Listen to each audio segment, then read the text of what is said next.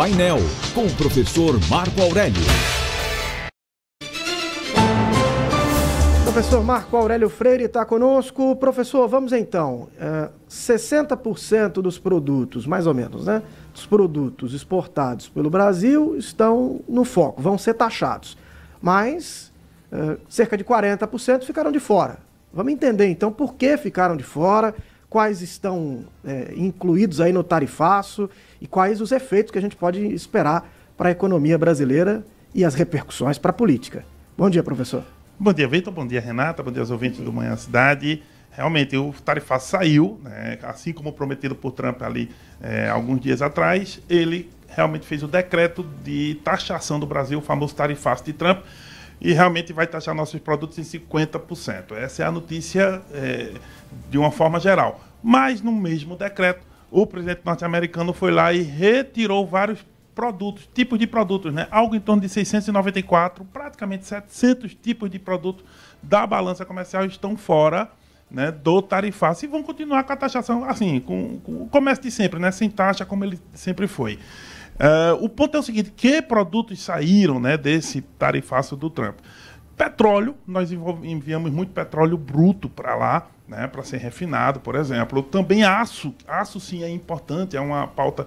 Os americanos precisam de aço para vários tipos de indústria, então, e eles compram muito aço brasileiro, né, 40% do nosso aço, e também alguns outros produtos em geral. Aviões, né, e aí beneficiou basicamente a Embraer, né, porque aviões é um tipo de material também muito refinado, não é fácil de fazer, aí você já tem tecnologia instalada. Então, aviões e também alguns outros, e aí aparece o suco de laranja. Lembrando, no café da manhã do norte-americano, o suco de laranja é parecido com o que nós fazemos aqui com café, por exemplo, de manhã cedo. Eles também tomam muito café, né, muito mesmo, a bebida preferida deles, mas não é tão de manhã, é mais no resto do dia. Porém, o que é que ficou de fora? Justamente o café, o cafezinho, né, do norte-americano todo dia está dentro do tarifaço, e a carne. Esses dois produtos não foram colocados na taxação, vão pagar sobretaxa, e aí tem um detalhe importante. Os Estados Unidos não tem como substituir o café brasileiro pelo café colombiano ou do Vietnã. Não dá, o mercado é muito, muito grande, e aí há uma possibilidade ainda de haver mais alguma lista de exceção daqui até alguns dias dentro do... O governo americano deve dar uma olhada nisso, porque isso afeta também a situação deles internamente. Agora, em linhas gerais, o que houve, né? Qual é o tamanho desse mercado?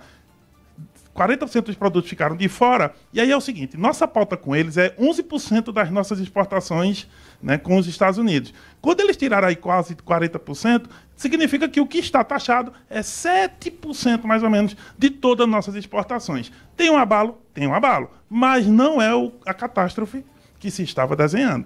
Ou seja, o próprio governo americano, ao retirar esses produtos, porque se eles taxam esses produtos, eles taxariam produtos que eles depois refinam. O aço brasileiro, eles não vendem aço, mas eles vendem carro. Eles vendem uma série de produtos que levam aço. Petróleo brasileiro, eles pegam petróleo bruto e refinam e vendem gasolina. E se eles taxam isso, eles estão trazendo inflação para o próprio país. Eles não são... Né, o interesse americano, o Mário até lembrou aqui, eles não iam fazer algo totalmente contra eles mesmos, não iam. Então, ou seja, isso reflete também que nosso mercado é muito mais deficitário em relação a eles. Ou seja, nós somos dos poucos países do mundo que eles vendiam mais do que compravam. Por isso que o tarifaço acabou diminuindo um pouco o peso em relação na situação econômica. Mas o tarifaço vai continuar repercutindo profundamente nas relações políticas, porque na carta Trump colocou alguns motivos. O primeiro motivo lá é a questão do Bolsonaro. Também a situação do Alexandre de Moraes e do que ele chama de a falta de liberdade de expressão, a questão de censura. Esses foram motivos importantes colocados pelo próprio Trump, né, lá na carta em relação ao tarifaço. Não havia muitos motivos econômicos, mas políticos existiam, e esses motivos vão continuar repercutindo na nossa vida cotidiana aqui do Brasil, sem dúvida nenhuma. Ainda assim, mesmo sendo só 7%, é menor, mas claro que vai ter repercussão também em uma série de empresas, uma série de empregos aqui no Brasil, porque o tarifaço está longe de ser negociado. Pelo que a gente vê, os países estão no impasse. Ninguém conversa, e isso vai afetar um bom tempo aí essa balança comercial. Professor, Renata, isso tem repercutido também na nossa grande imprensa, e os veículos têm opinado diretamente. Estamos falando da opinião dos veículos. os editoriais. E aqui eu queria citar dois em especial, do jornal O Globo e do jornal Folha de São Paulo.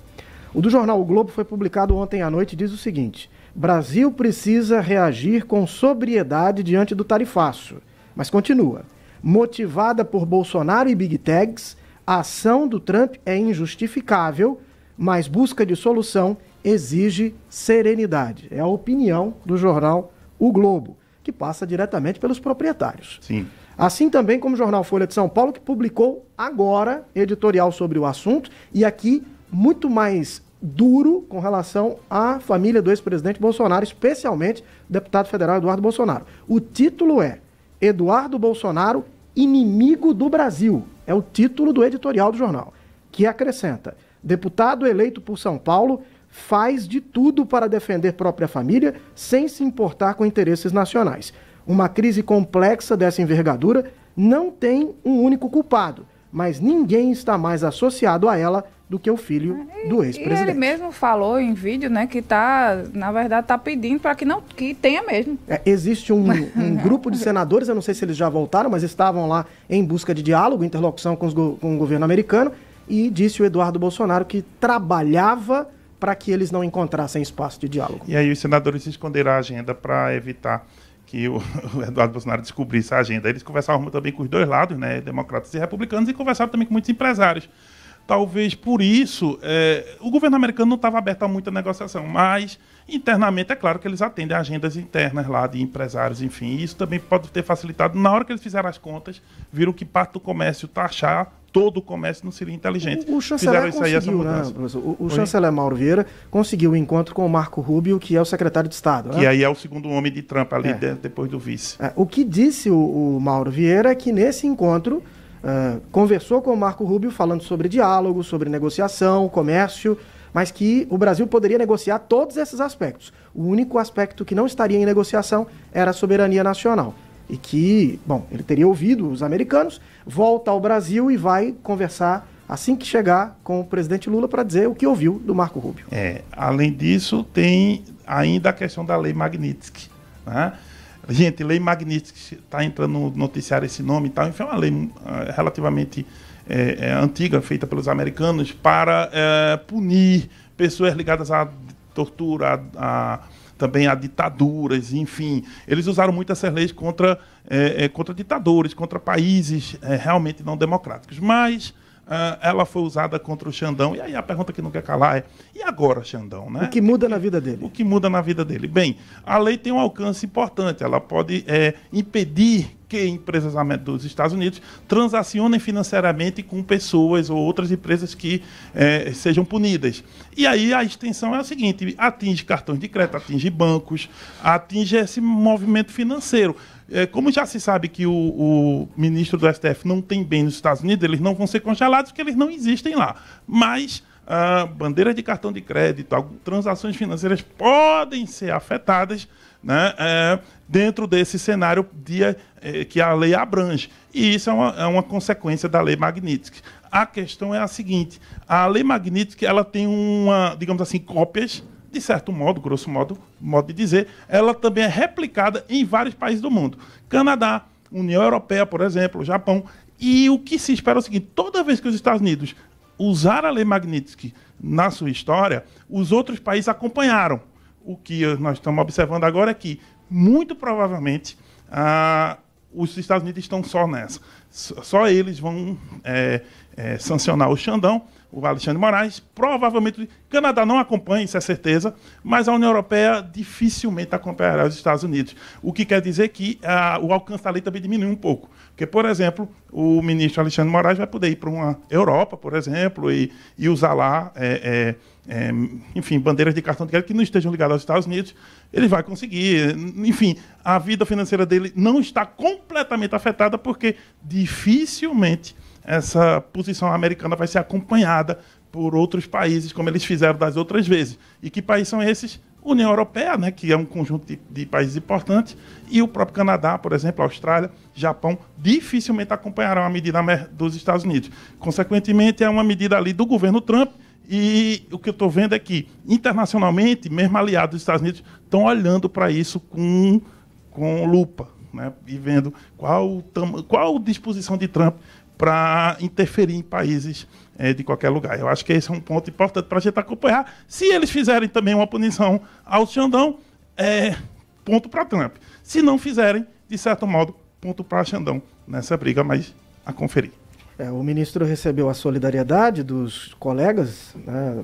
Institucionalmente o Supremo Tribunal Federal saiu em solidariedade ao ministro Alexandre de Moraes, o governo federal também.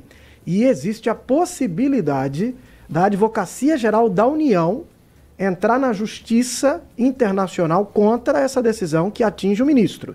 Isso na Justiça dos Estados Unidos ou nos tribunais internacionais. Se vai se confirmar, professor, a conferir. Exatamente. Tá? Obrigado, professor. Até amanhã. Até amanhã.